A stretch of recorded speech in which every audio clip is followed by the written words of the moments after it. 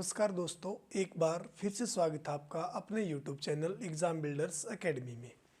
जैसा आप सभी को वेट था काफ़ी टाइम से रेलवे की वैकेंसीज़ का, तो फाइनली रेलवे ने वैकेंसी देना स्टार्ट कर दिया है। और शुरुआत किससे की है? आपकी ALP की वैकेंसी सबसे पहले रेलवे ने दी है, असिस्टेंट लोको पायलट। आपको ही पता, लास्ट टाइम 2019 के अंदर ही वैकेंसी आई थी ग्रुप डी की, और उसके बाद 2019 से लेकर 2024 तक रेलवे ने कोई भी वैकेंसी नहीं दी। बच्चों ने काफ़ी मांग वगैरह भी की बीच में, तो फाइनली आप सभी का इंतज़ार ख़त्म कर दिया रेलवे ने, और रेलवे ने शुरुआत की दोबारा से अपनी वैकेंसीज़ की असिस्टेंट लोको पायलट के साथ में। तो ALP की रेलवे ने फ़िलहाल 5696 पोस्ट दी है। अब हम जानेंगे जो भी नोटिफिकेशन दिया है उस नोटिफिकेशन के अंदर क्या प्रोसीजर रहेगा, सिलेक्शन प्रोसेस, मतलब कौन कौन फॉर्म अप्लाई कर सकता है, मतलब क्या स्टेजेस रहेंगी असिस्टेंट लोको पायलट का एग्ज़ाम को क्वालिफाई करने के लिए, क्या सिलेबस आएगा, क्या एज क्राइटेरिया है। तो हम वन बाय वन हर एक स्टेप को डिस्कस करेंगे। अगर सबसे पहले मैं बोलूं तो ALP की जो आपकी वैकेंसी आई है, ALP के अंदर वैकेंसी दी है 5696 वैकेंसी रहेंगी आपकी, और आपका फॉर्म फिल करना स्टार्ट होगा 20 जनवरी से, और आप उसको फिल कर सकते हो 19 फरवरी तक। फॉर्म अप्लाई करने की जो डेट आपकी स्टार्ट होगी वो 20 जनवरी, और आप अप्लाई कर सकते हो 19 फरवरी तक। एजुकेशनल क्वालिफिकेशन क्या क्या होंगी, मतलब कौन कौन अप्लाई कर सकता है फॉर्म को। मोस्टली बच्चों का यही डाउट रहता है कि सर इस फॉर्म के लिए क्या क्वालिफिकेशन, मतलब क्या वो चीज़ चाहिए जो हम इस फॉर्म को फिल कर सकें। तो आपके पास में अगर 10th और उसके साथ में ITI अगर आपके पास में है तो आप फॉर्म फिल कर सकते हैं असिस्टेंट लोको पायलट का। ITI के अंदर भी कुछ स्पेशल ट्रेड मेंशन की गई है, वो आप नोटिफिकेशन में देख लेना अच्छे से एक बार कि ITI के अंदर कौन कौन सी ट्रेड उन्होंने मेंशन की है। या आपके पास में डिप्लोमा हो, या आपके पास में पॉलिटेक हो, या आपके पास में BTech हो, या फिर बैचलर ऑफ इंजीनियरिंग, लेकिन ये आपकी सिविल और कंप्यूटर साइंस से नहीं होनी चाहिए। अगर आप ये क्वालिफिकेशन रखते हो तो आप असिस्टेंट लोको पायलट के फॉर्म के लिए अप्लाई कर सकते हो। उसके बाद अगला जो स्टेप है हमारा, सबसे पहला स्टेप तो मेरे पास में वो क्वालिफिकेशन होनी चाहिए कि मैं असिस्टेंट लोको पायलट का फॉर्म फिल कर सकता हूँ या नहीं कर सकता हूँ। उसके बाद उस फॉर्म को फिल करने के लिए एज का क्राइटेरिया क्या रहेगा आपका। तो जो शुरुआत में नोटिफिकेशन दिया था असिस्टेंट लोको पायलट ने, उसमें एज दी थी आपकी जनरल कैटेगरी की 18 से 30, OBC कैटेगरी के लिए 18 से 33, और SC ST के लिए 18 से 35। लेकिन बाद में बच्चों ने डिमांड की, जैसे पिछले 3-4 साल से रेलवे की कोई भी वैकेंसी नहीं आई और बहुत से बच्चों की एज भी चली गई, तो रेलवे ने उनकी डिमांड के अकॉर्डिंग 3 साल की छूट दे दी असिस्टेंट लोको पायलट के फॉर्म के अंदर। मतलब आगे जो भी रेलवे का फॉर्म आएगा भी, हर एक फॉर्म के अंदर आपको छूट मिलेगी मेरे हिसाब से 3 साल की, क्योंकि वैकेंसी काफ़ी टाइम से नहीं आई और बहुत से बच्चों की तो एज भी चली गई। तो अब जनरल कैटेगरी का बच्चा जिसकी एज 18 से लेकर 33 तक है वो अप्लाई कर सकता है। सेम 3 साल आप इसमें प्लस कर लोगे, सेम 3 साल आप इसमें प्लस कर लोगे। हर एक कैटेगरी को 3 साल की छूट दे दी गई है असिस्टेंट लोको पायलट के लिए। उसके बाद जो भी एक्स सर्विसमैन है, एक्स सर्विसमैन को फॉर्म अप्लाई करने के लिए जनरल कैटेगरी में 3 साल की छूट होती है, और इसमें OBC में आपको 6 साल की छूट मिलेगी एक्स सर्विसमैन को, और SC ST के अंदर 8 साल की छूट मिलती है। उसके बाद फॉर्म को फिल करने के लिए फीस कितनी रहेगी आपकी। तो अगर आप SC ST, ex serviceman, female या फिर ट्रांसजेंडर इनमें से हैं तो फीस रहेगी आपकी 250 रुपये। इसके अलावा आप जर्नल, OBC, EWS कैटेगरी से अगर बिलोंग करते हैं तो आपको उसके लिए 500 रुपये पे करने पड़ेंगे फीस के। अगर आप SC ST, ex serviceman, female या फिर ट्रांसजेंडर वगैरह इस कैटेगरी से बिलोंग करते हो तो आपको 250 रुपये पे करने पड़ेंगे फॉर्म फिल करने के लिए। अन्यथा अगर आपके पास जर्नल, OBC, EWS वगैरह ये है तो उसके लिए आपको फॉर्म अप्लाई करने के लिए 500 रुपये देने होंगे। उसके बाद ये तो थी कि एजुकेशन क्वालिफिकेशन क्या है।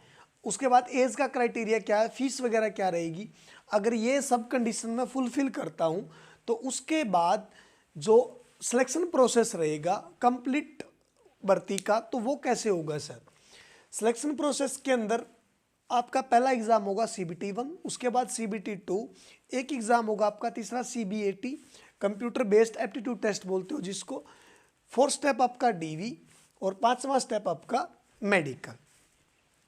तो CBT 1 के अंदर आपको 75 क्वेश्चन दिए जाएंगे और CBT 1 जो आपका वो जस्ट क्वालिफाई है।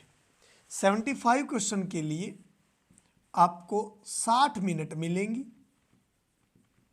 और नेगेटिव रहेगी आपकी 1/3 की।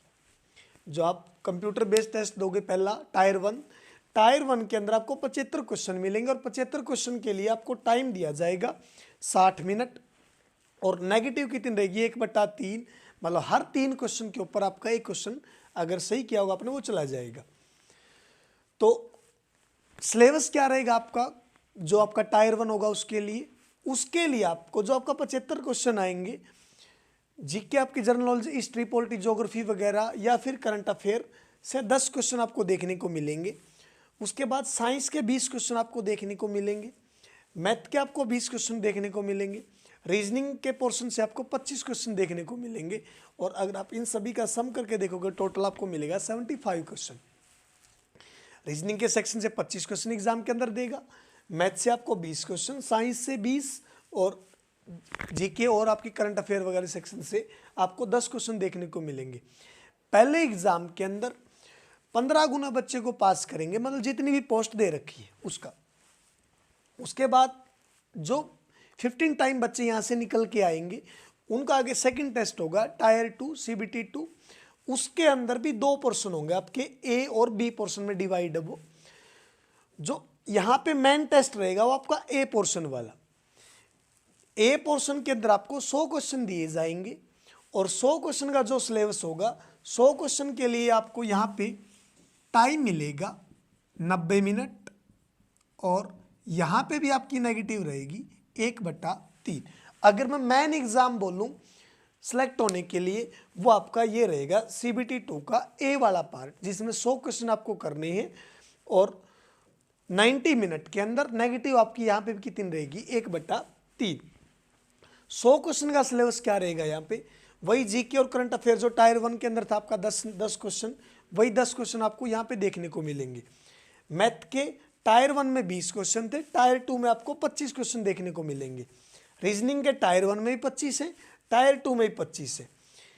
टायर 1 के अंदर साइंस 20 की थी, लेकिन टायर 2 के अंदर बेसिक साइंस और इंजीनियरिंग आपकी 40 नंबर की आएगी और जब आप टोटल करोगे आपसे यहाँ आपको इतना मिलेगा 100। तो आपको टायर 2 और टायर 1 में एक्स्ट्रा क्या पढ़ना, बस खाली एक इंजीनियरिंग का सब्जेक्ट।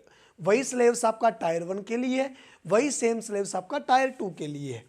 और जो यहाँ पे मैंने बी पार्ट लिखा हुआ है, बी पार्ट के अंदर आपको 75 क्वेश्चन मिलेंगे, ये आपका ट्रेड टेस्ट होगा और इसके अंदर आपने बस खाली 35% मार्क्स लेके आने, मतलब जस्ट क्वालिफाई। यहाँ पे भी नेगेटिव आपकी 1/3 मिलेगी। जो आपका बी वाला पोर्शन है ये आपका ट्रेड टेस्ट है, 75 क्वेश्चन आपको मिलेंगे और आपने बस खाली यहाँ पे 35% मार्क्स लेके आने, जस्ट क्वालिफाई।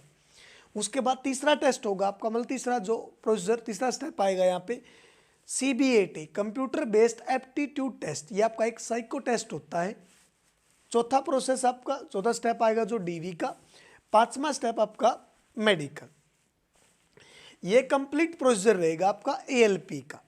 और अभी ALP का जैसे नोटिफिकेशन आया, अब रेलवे इतनी फास्ट होगी कि उसने साथ में ही आपकी जो कंप्लीट, मतलब CBT 1 कब होगा, CBT 2 कब होगा, आपका जो 3rd CBAT वो कब होगा और DV मेडिकल वगैरह सब डेट शुरुआत में ही दे दी है।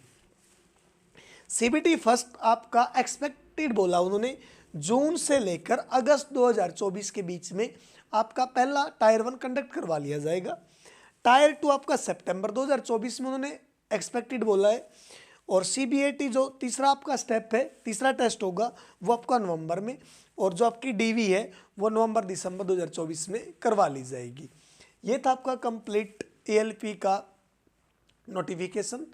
मतलब बहुत से बच्चों को तो यही नहीं पता होता कि क्या मतलब क्या क्वालिफिकेशन इस फॉर्म को फिल करने के लिए, या फिर इस एग्ज़ाम को निकालने के लिए मैंने क्या सिलेबस पढ़ना है, क्या चीज़ मतलब क्या सिलेबस है, किस पोर्शन से कितने क्वेश्चन आएंगे। और जो वैकेंसीज़ हैं वो आपको पता, रेलवे के अंदर जो 5696 वैकेंसी हैं, सारी की सारी आपकी जोन वाइज डिवाइड होंगी। वो अपना पहले ही देख लेना। आप जिस जोन से फॉर्म फिल करोगे आपकी पोस्टिंग भी बाद में उसी जोन के अंदर होगी। आप जितने भी जोन रेलवे के हैं, 18 जोन है, 18 जोन में से जो भी जोन आप सेलेक्ट करोगे उसी जोन के अंदर आपको बाद में पोस्टिंग मिलेगी। ज्वाइनिंग मतलब जब आप एग्ज़ाम क्लियर कर दोगे, हर एक स्टेज को कंप्लीट करके चले जाओगे। तो हमारी कोशिश रहेगी कि सारा का सारा सिलेबस आपको यूट्यूब के ऊपर करवाया जाए। हर एक, चाहे जीके का हो, चाहे साइंस का हो, चाहे जीएस हो, चाहे आपकी रीजनिंग वगैरह हो। तो हमारे साथ जुड़े रहना। हम जो भी डाउट वगैरह हो आपका, आप कमेंट सेक्शन में पूछ सकते हैं कमेंट करके। Thank you so